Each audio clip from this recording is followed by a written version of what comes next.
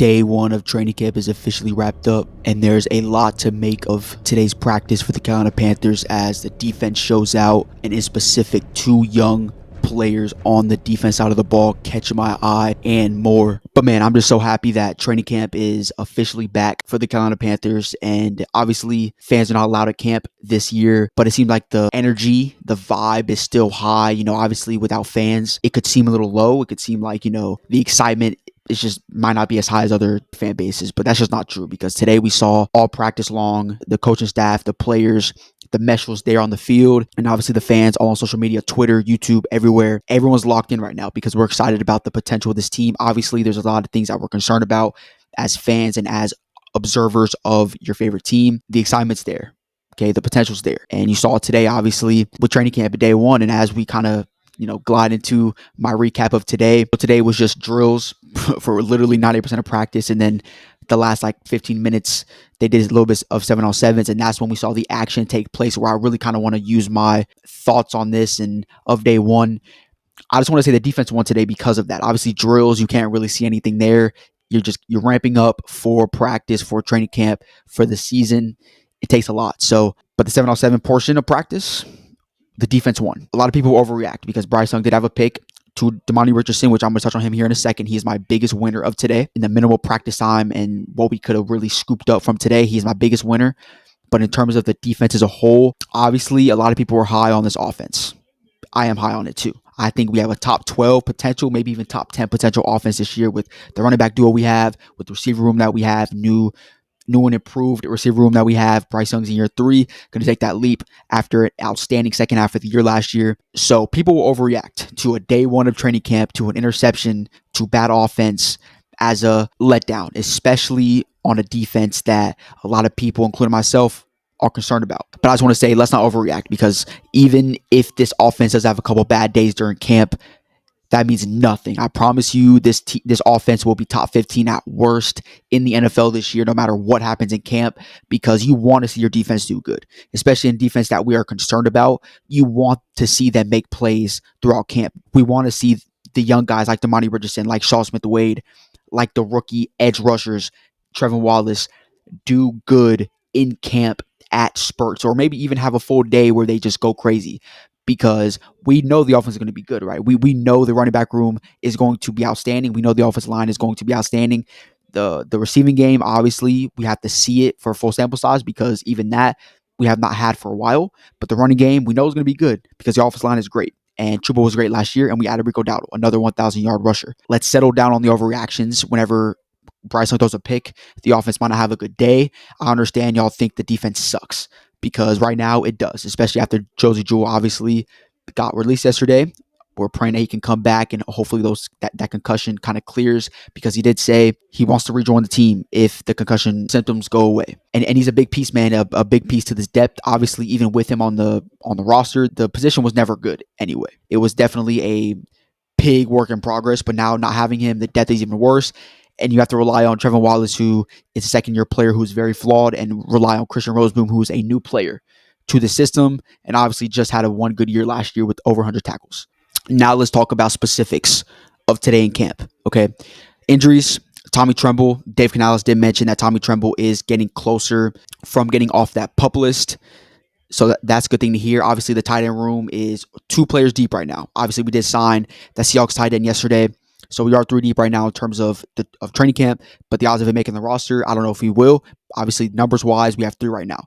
But if Tommy Tremble comes back from PUP list by the time season starts, or just soon enough, we'll have 3 tight ends. Right now, really only tight ends we do have, for sure that I know will make the roster are JT and rookie Mitchell Evans, okay? And obviously, Bobby Brown yesterday, they did put him on the injury list as well yesterday. A lot of people on Twitter and everything kind of overreacted. It makes sense. Obviously, the defensive line is going to be a big part of this team, especially after Josey Jewell got released yesterday, makes the linebacker room even more thin than it already was. We need this defensive line to wreak havoc, and the interior is elite. Without any injuries, you have Derek Brown, Tershawn Wharton, Bobby Brown, and A'Shawn Robinson. That's a very good interior defensive line that you have there. So we need Bobby Brown to stay healthy. Dave Canales did say that he should be back soon. It's not really anything serious for Bobby, so nothing to worry about there. No major injuries yet besides Tommy Tremble really talking about that, and obviously the Josie Jewell release. Bobby Brown should be back soon. So now let's talk about specifics, specific players today, specific, just big storylines today.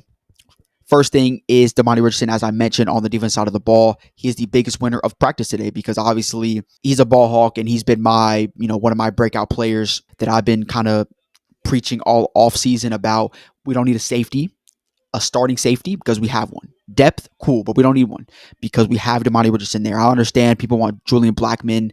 They wanted him bad because they want a starter because they feel like Demani Richardson is not good enough. He did not prove enough. I get that. Obviously, I'm big on sample size, and his sample size was kind of small.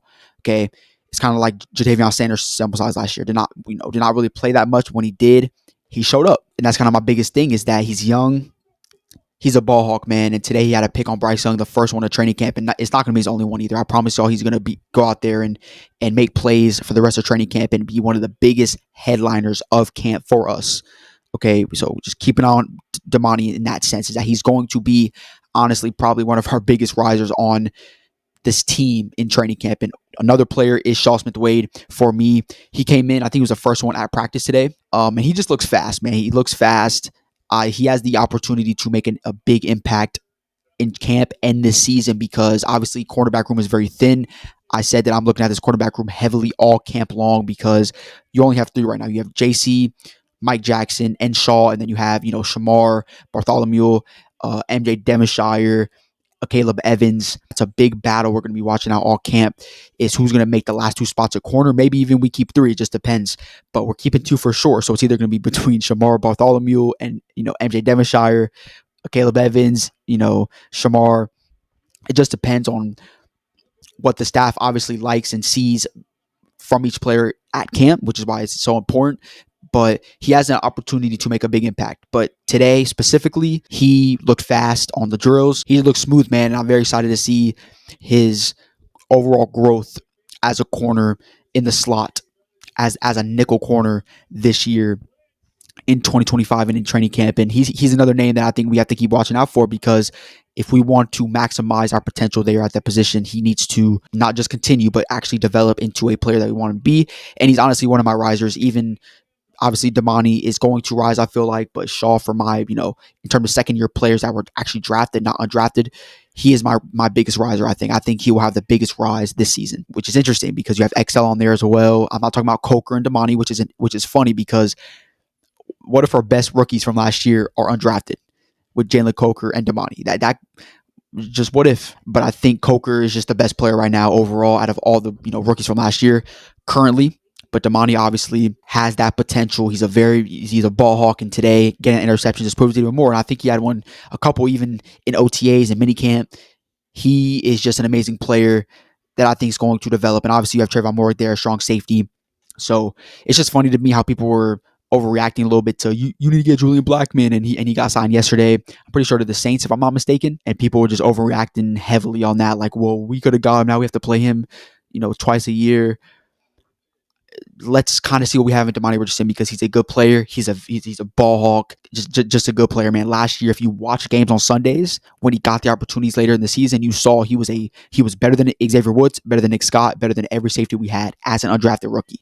And that's a good sign that, just off the rip as an undrafted player. So that's my biggest thing on defense is, really Shaw just looks fast. And then, of course, overall, just Demani Richardson was the biggest winner, the winner of camp today for the Carolina Panthers.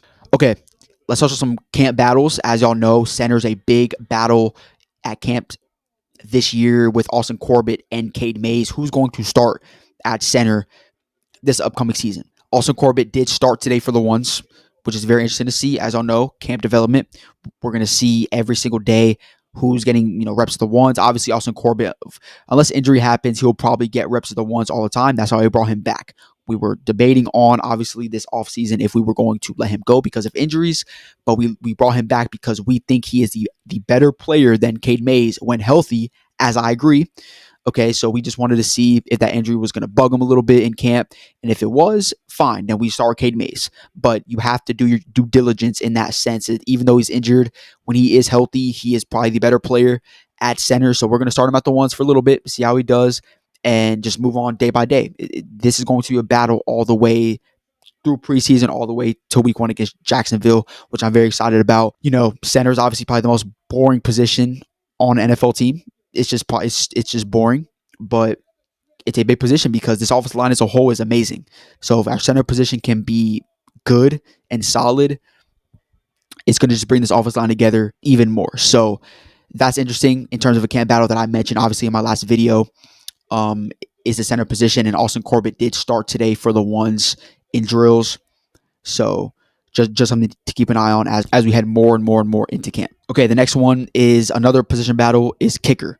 Matthew Wright went 5 for 5 today on kicks. It was all, I did see someone say 4 for 5. I think Sheena said 4 for 5.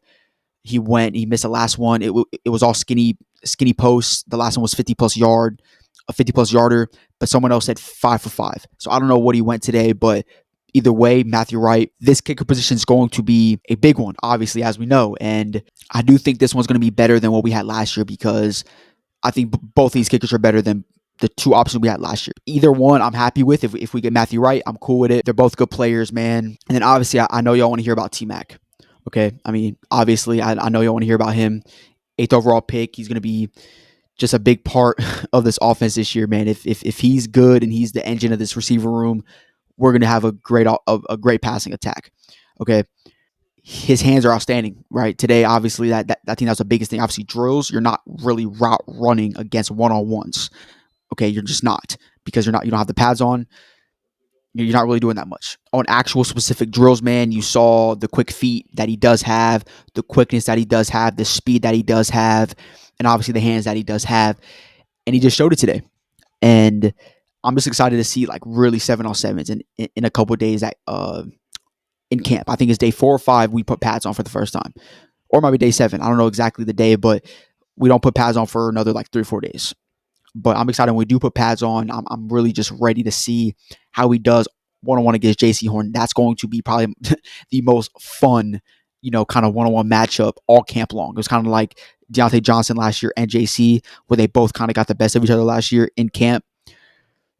It's going to be the same thing this year. It's going to be a rookie going up against a veteran, a top corner in the league, just teaching him how to do it. And then JC's going to have to go up against like a Mike Evans type body type that he really has not had to see in camp, really his entire career here in Carolina, and just one of the most physically gifted players with the size he has, the speed he has. A lot of people in pre-draft process told me that he wasn't fast, which it has never been true. Obviously, turn the film on at Arizona. He has very good top-end speed. He's very fast. He's just a very good all-around receiver.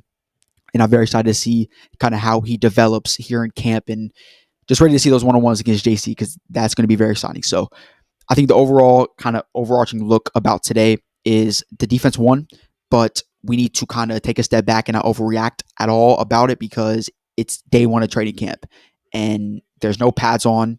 You're doing a bunch of drills, 7-on-7s, or you can't do anything. I don't think I mentioned, but Princely did end practice today on a strip sack. He has the highest ceiling as a pass rusher on this team. Okay, obviously Nick's scoring right now. The staff might like him more in terms of a floor, but Princely has a higher ceiling, man. He does. His ceiling as a pass rusher is easily like Brian Burns level-esque. Like that's the body type he has. That's a skill set he has. Like everything is literally Brian Burns-esque. I can see from his game. So that's interesting too. But the defense did outstanding today on the 7-on-7s without pads. Day 1. Can't overreact. You want the defense to win early because it gives us confidence about the defense, potentially heading into preseason, heading into week 1 against Jacksonville.